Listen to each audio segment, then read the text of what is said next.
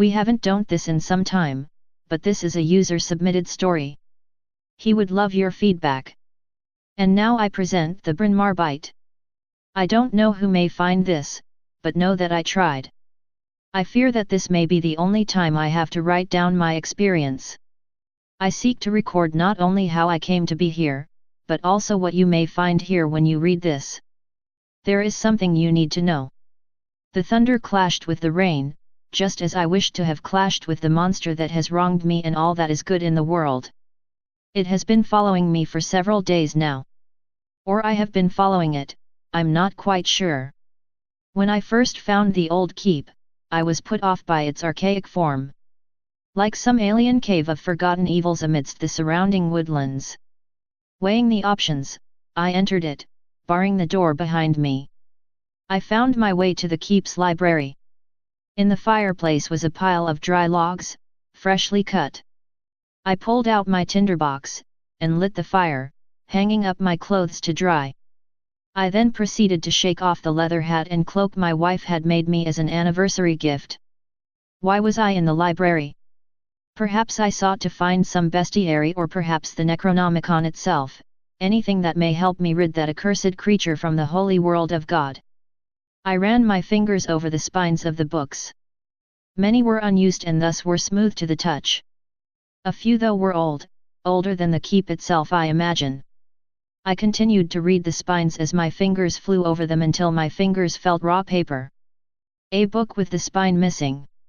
Perhaps God had pity on my plight and blessed me, or cursed me, with access to some unknown tome.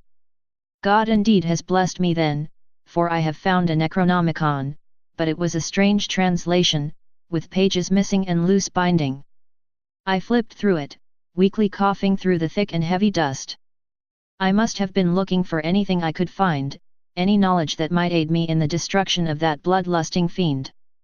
I found a page that contained a rendering of the hell spawn.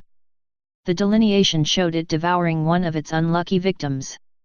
I remembered that night in the village, my wife and son took the same shape of the victim on that page. I stayed at our homestead, finishing up some work on the roof of our house, while my wife and son went to the town. I said that I would meet them at the apothecary when the drudgery was concluded. When I finished, I began the slog towards the town. Smoke was commonplace in the sky above the town. It was cold that day and many of the townsfolk had fireplaces they used for such occasions. But the smoke then smelled odd, like corpses. I broke into a run, pumping my arms as fast as I possibly could. I only ran faster on one other instance. I shudder to remember past that, but I must, for I am the only survivor. I mustn't let the songs of the burrow go unsung. The beast, it was, sorry, this is hard for me. When I got there, I sprinted over to the broken form of my son. I caressed his empty shell, but suddenly, a scream, my wife. I ran towards the direction of the utterance. What I saw still haunts me. It eludes any description I try to give it. It was holding my wife. She uttered my name as the beast took a slow bite out of her skull. I ran and ran, I fled that place, trying to get as far away as I could. When I finally realized what had happened, I returned to the town, and swore to die like a man, with sword in hand. No one was there, not even the creature. No bodies, no debris, nothing. A ghost town. A crackle of the burning wood brought me back to the library. Paragraph after paragraph accompanied the charcoal rendering. It was in some strange language, but there was one word that was written in runes that I recognized. Bronmarbh. That word, these runes, along with the shadowy drawing all made sense. Immediately all warmth drained from my face, all hope and love I still held for the future was gone. I've heard that name before, while I was in the service of the King's Guard. A drunkard came stumbling into the barracks, blathering on about the thing, said it attacked his house. At first we dismissed it drunk fantasy, but he insisted. Despite our reluctance, we gave in and followed the man to his house. Or, what remained of it. The roof was torn off, ashes and embers everywhere. The surrounding trees looked wind-blown, but it was very calm that day. There was some weird smell, I don't know how to describe it. Every word I try to pin to it bounces off or the smell slips out, like smoke in a noose. He said he had several dogs with him that attacked the thing as he made his escape. There was no blood anywhere, no sign of a struggle. It appeared as though the roof had merely disappeared. We gave the man a bottle of mead as recompense and returned to the barracks. I heard a banging at the door upstairs. Upstairs? Had it been here all along, while I lay here, trying to discern any form of knowledge from these accursed pages? God above, that screech, I remember now. It is here. I'm not sure if this will find anyone, but if it does, know that I tried. I will avenge the drunkard's dogs, I will avenge the town so many innocent people had called home. And most importantly, I will avenge my wife and son. All I have my flintlock and my saber. Hopefully that will be enough to kill the damned beast. Alicia, my wife, I will be with you soon, I promise. I am alive. That is all I know.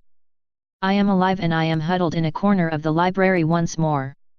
I feel cold, I feel that I have become death. When the door burst open and the hellfire creature crashed down the stairs, I drew my pistol. I only had one shot, I had to make it count. I considers turning the pistol on myself, to save me from the painful end. No, I wouldn't. I would not be granted the sweet release of death so easily, especially when there was retribution that needed to be dealt. Before I could get my shot off, the unholy was upon me. I immediately lost consciousness. I was awoken by throbbing pain in every particle of my being. My right leg was crushed and bleeding. There were severe burns on my face and my torso. My leather cloak and hat lay right where I left them, unharmed and undisturbed. There was an old woodcutter's axe next to the fireplace. I crawled over and tried to break the head of the axe off. I struggled with it for what felt like many centuries. When I finally succeeded, I let out a blood-curdling cry of victory. I was taken aback by the monstrosity I had just shown. As a result, it was followed by an hour or two of sitting still, surrounded by splinters from the former axe. During this time I contemplated what the beast must have done to me to allow me to create such an inhuman sound. After admitting defeat, I turned my attention towards finding binding for my leg. I tore my tunic into strips and tied the axe handle to my leg as a makeshift brace. The pain was excruciating, but it only fueled my morbid curiosity as to what had happened. Then I blacked out, at least I think I did, for I have no memory about what happened after until I found myself in the room that the mutation of earth had been residing in before it set itself upon me. I found an old grimoire among old trinkets and bones in an old chest. The room was old, it appeared older than the keep itself. It was a wonder the beast didn't fall through the floorboards whilst it was hiding, waiting for me. I'll try my best to discern any fragments of knowledge I can find. I will report my findings here. I expected to be able to record a detailed report of what I have found, but I cannot. For I do not know what the words mean. Yes, I understand the words, just like a dog understands the words of its master. I know what they mean individually, but the string, the sentence that they are contained within, makes no sense. They speak of leering shadows, of bleeding stones, of burning water, of violent doves, feeding off of the corpses of the children of God. There is black magic contained within them, the words. I have lain eyes upon the Necronomicon, yet have stayed sane, a feat many cannot claim. The Necronomicon is the most evil book to ever exist, for it tells you how to contact the outer gods, how to bargain with them, how to cook a newborn child. Yet the contents in this grimoire surpass that. I feel my mind slipping. I fear that I may fall, just as I very truly might fall through the floor here. I readily give up my brain, I just want it gone. It has so much that it doesn't need. I need to find a way to get rid of this forbidden knowledge which I have filed away in the deepest and darkest recesses of my brain. I wish that devil had killed me. I don't know why it had let me live, perhaps it enjoys seeing me suffer. I can only hope that it will find me soon. Perhaps I might have taken my own life before the creature and I meet again, but if I hold my composure long enough, it will have the wrath of the outer gods and spirits turned against it. I won't kill it, I'll let it suffer. Then, finally, I will cut the abyssal creature open to retrieve the wedding band of my beloved Alicia.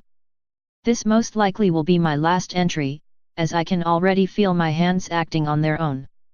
I find it harder and harder to concentrate and comprehend words, whether they are in the grimoire or not. I still see the unholy amalgamation of horror that lay before me in the books out of time. Goodbye. Letter from Baron Walterus to the High King. A man was found in an old keep by one of our scouts. The scout claims to have found the man in what appeared to be the keep's library, in the fetal position. He appeared to have been clutching a few scraps of paper and several old books. The books were in varying states of disrepair.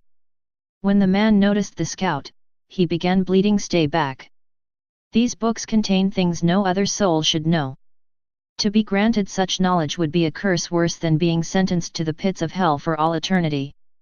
The scout claims he appeared to be lucid, and tried talking to him. He asked him for his name. Name? We all have many different names.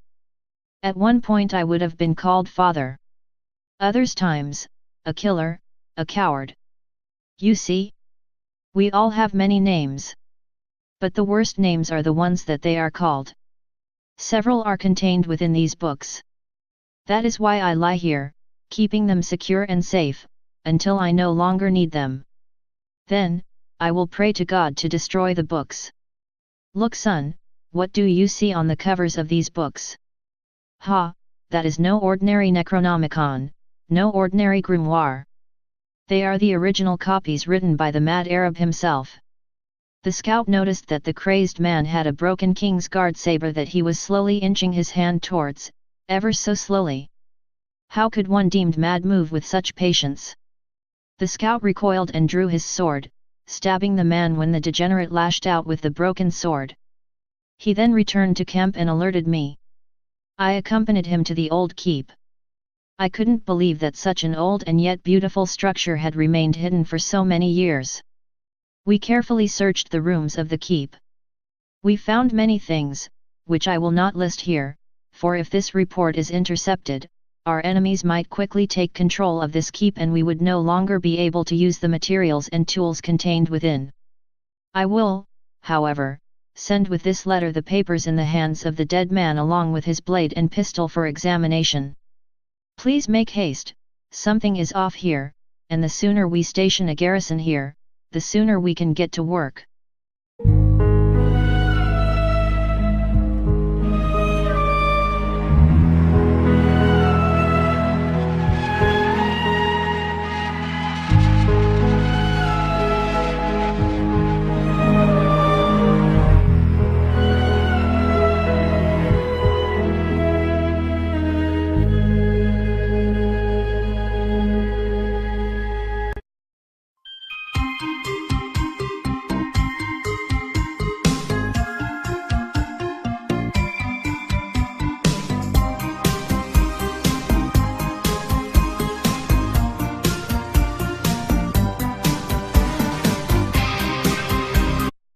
Weighing the options, I entered it, barring the door behind me.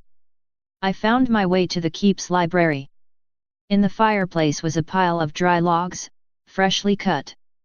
I pulled out my tinderbox, and lit the fire, hanging up my clothes to dry. We haven't done this in some time, but this is a user-submitted story. He would love your feedback. And now I present the Bronmarbh. I don't know who may find this, but know that I tried. I fear that this may be the only time I have to write down my experience. I seek to record not only how I came to be here, but also what you may find here when you read this. There is something you need to know. The thunder clashed with the rain, just as I wished to have clashed with the monster that has wronged me and all that is good in the world. It has been following me for several days now. Or I have been following it, I'm not quite sure. When I first found the old keep, I was put off by its archaic form. Like some alien cave of forgotten evils amidst the surrounding woodlands.